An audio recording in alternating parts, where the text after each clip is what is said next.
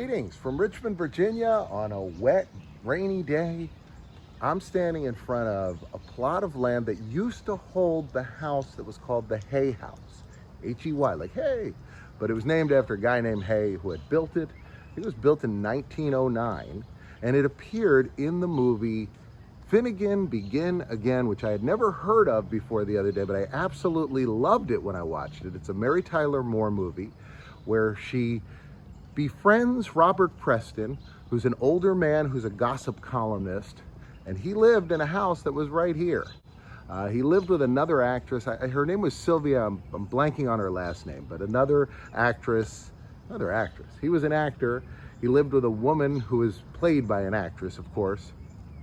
And the actress, her name was Sylvia. She played the grandma in Mars Attacks. So Jack Black's grandma, the one that has the old, I think it was Tom Jones records. It's like, oh, put the records on, it kills the aliens. That lady plays his wife, and they lived in a house that was on this hill. She loved the house in the movie. Fun movie, by the way. The whole thing's on YouTube. Like 3 different people have uploaded it. I recommend it. This fence is in the movie. Clear as day, you can see this fence. The house was right along here. Look at this. These columns are shown in the film. So this is the fence that would have led right up to the house. In the movie, he's selling the house, and a lot of people want it. There's this school that he befriended somebody in, that the school wants it. But he lived in a house that would have been right up here. Now, when they shot the movie, the house was very old and they were going to demolish it soon after. But Robert Preston would have walked up these steps and into his house, which would have been right here. There's a big climactic scene with him and Mary Tyler Moore at the end. And if you've seen the movie, I don't want to spoil it, but that scene, of course, takes place in here. There's a lot of scenes where Mary Tyler Moore is helping him fix up the house. Several scenes where he's coming home, whistling, and at one point, he gets right under a tree that was here, which I bet was this tree, and has to push the branches up with his umbrella. He comes by here playing his harmonica. And right up these steps. We're going to be taking a look at several locations from this film. Sweet little film, kind of an unheard of film, made for HBO. I think it was 1985. So, we're going to go around to see these. I'm glad you're here. Hope you stay tuned. Got a lot of fun today. And this is our first stop. Let's go to the next stop. There is another scene I just remembered in this house that's kind of important. There's a scene where he gets robbed by somebody he does meet later at the school. They say, hey, he's one of the good ones. But he robs Finnegan. Finnegan does not rat on him. But he robs Finnegan. Finnegan would have been up here on the porch of the house, going in the door, which would have been on this side. And the guy comes up, puts the gun behind him, says, give me your wallet. And Finnegan gives him a wallet. And the kid takes off. Now Finnegan says, once he gets inside, says to his wife, yeah, I gave him the fake wallet. So apparently he would carry a fake wallet, which I think is an interesting plan. There are a couple restaurants that are prominently featured in Finnegan Begin Again, and one of them is this one. Both of the restaurants that they show in the movie are still around, which is kind of shocking for a restaurant to be around from the 80s till now. This is the first one. The Bamboo Cafe. In the movie, there's a payphone that's right out here. Across the street, we can match up the shot, but Sam Waterston calls Mary Tyler Moore from a payphone right in front of this restaurant. The plot of Finnegan Begin Again, and I will get to why the title, what the title means and why it's kind of a weird, clunky title. But Sam Waterston is having an affair with Mary Tyler Moore. He's a married man. She is a widow, so she's involved in an affair, but on her end, I guess it's, I don't know, does that still count as an affair for her? Probably. She knows he has a family. So he has a wife and kids. He won't commit to her. As you can tell pretty early on, he's not the best thing for her, but he calls her from a payphone, which was right out here. I don't know if it was a fake one put up for the movie, but he calls her and he says, meet me, because she doesn't like that she can only meet him privately in a hotel room. But he says, meet me here at the Bamboo Cafe. And Mary Tyler Moore walks right through those doors.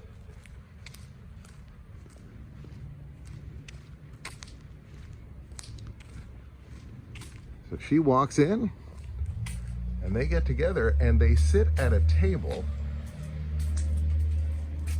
right back that way. There's a bunch of kids having a birthday party over here. By the way, look at the, I guess, Halloween trinkets in the window. But in the movie, a bunch of kids are having their birthday party here, having kind of ice cream.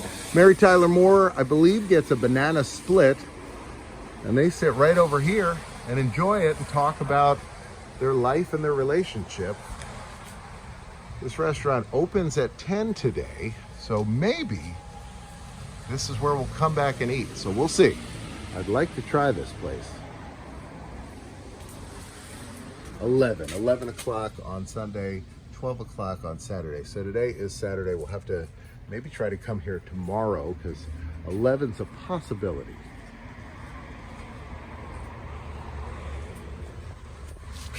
And people have put their name in the cement. This slab, I imagine, is newer than the film, but yeah, they ate right in here. This is Helen's restaurant. Been here since 1935. I don't know if they're open. It looks like they're just getting ready to open, but they've got their door open. You can see inside. This is the other restaurant Mary Tyler Moore and Robert Preston eat at in the movie. So after she meets with Sam Waterston, she had run into Robert Preston. Robert Preston is a gossip columnist, and he looks at her, sees that she has no wedding ring, sees the Chinese food she has and a handful of other things, and he decides that she's having an affair, and he tells her. And so she gets very nervous about this. So she calls him and says, hey, I need to meet with you. We need to meet for lunch. So he tells her to meet him here, and they go to Helen's restaurant. In it, she wants to get a drink menu, and the bartender says, hey, we serve shots and we serve beer, and that's it. This restaurant has been around for such a long time. It was an old restaurant at that time. You never see restaurants lasting this long, so the food must be off the charts good. If I get to go someplace, this is another place I really want to eat at. But they shot that scene right in here. Yeah, this is what the inside of the restaurant looks like. It's beautiful. They had a menu board up here in the film, and they had a pool table in the back. But this is what it looks like now. And they say they open not that long from now, so maybe we'll come back, we'll grab Milo, come over here and have some breakfast. Now in the movie, you also see Mary Tyler Moore and Robert Preston walking down this street after they eat breakfast. I'll show you some of the shots, but you see them walking right along here, right in front of these brick covered windows as they talk all the way down the street here. No pool table. Pool table would have been back in this area. We are turning onto Monument Avenue. This is where they used to have the Confederate statues. In half a mile at the roundabout, take the second exit onto Monument Avenue. This spot here, you can see there's kind of like a bare open spot. This is where one of them stood. There was two Confederate generals, one navigator, and then Arthur Ashe, the tennis player, that were on this road. I believe that's the four. I might be slightly off, but I believe that was the four that were on this road. The Arthur Ashe statue is the only one that remains here. They are actually right off the highway now, laid out on the ground in front of a like water treatment plant that's owned by the city, because they don't know where to put them, but they were all on this road. So if you've seen that on the news with those giant statues, mostly the men on horseback, those were here. I'll show you up ahead, there was one of them, and then we'll be turning off this road. Yeah, here you go, here's the big circle. I think there was one right in the center here, and there's kind of nothing now. I think they should come up with something to put there.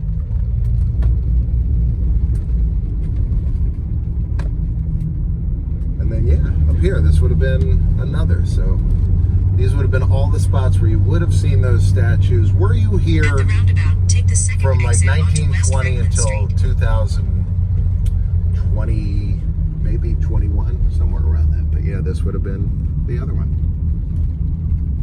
Behind me is the headquarters of the Richmond Times-Dispatch. Now, they used this building at least for the establishing shots of the paper Finnegan worked for, which was, I think, called the Morning Times-Dispatch. This metal band, like marquee, I think that's new, but the windows behind it, the way everything's laid out, looks the same. I'll show it to you. We'll put a picture to match up. It looks like they used to have like a light up sign over here that said Morning Times Dispatch. So I don't know if they had modified the real one. I'm not sure exactly how they did that for the movie, but this was the establishing shot. I don't know if they shot the actual working scenes in there. They might have, though. In it, Finnegan plays he's a reporter at this newspaper, but his job is to be Felicity, who is like a Dear Abby advice columnist person. So he worked right in here. Here's a look at the entrance. I'll put the shot of the movie on the screen and you can compare them.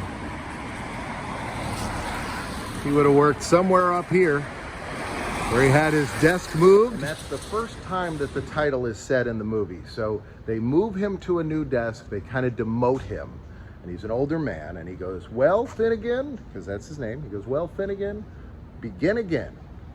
So that's why when I've heard the title, and when I've told it to people, they're always like, "Finnegan begins again?" I'm like, no, there's no S in there. It's weird grammar. But he's speaking to himself, and he says that. Later in the movie, he's so excited, and he's playing the harmonica after having dinner with Mary Tyler Moore, and he sings, "There once was a man named Michael Finnegan," and he goes through this whole song, and then he ends it with going, "Finnegan, begin again." So, I don't know. It's the title of the movie, and first time it's said in that building. Behind me is the Richmond train station. This is a historic building. It is in Finnegan Begin Again, but in that, there's no roof on it. It had a big fire, I think in '83, so a couple of years before the movie, and the roof was gone. I'll put the shot in to show you. But yeah, there was no roof on it at that time. This building is also seen in Trading Mom. We did a whole location tour for that weird movie. You see it in that. You do see it in Major Payne as well. I covered that on the channel. Historic building, been here forever. We're gonna go see if we can get inside, take a look at that, and then we'll match up some of the shots when Mary Tyler Moore and Robert Preston are in this area.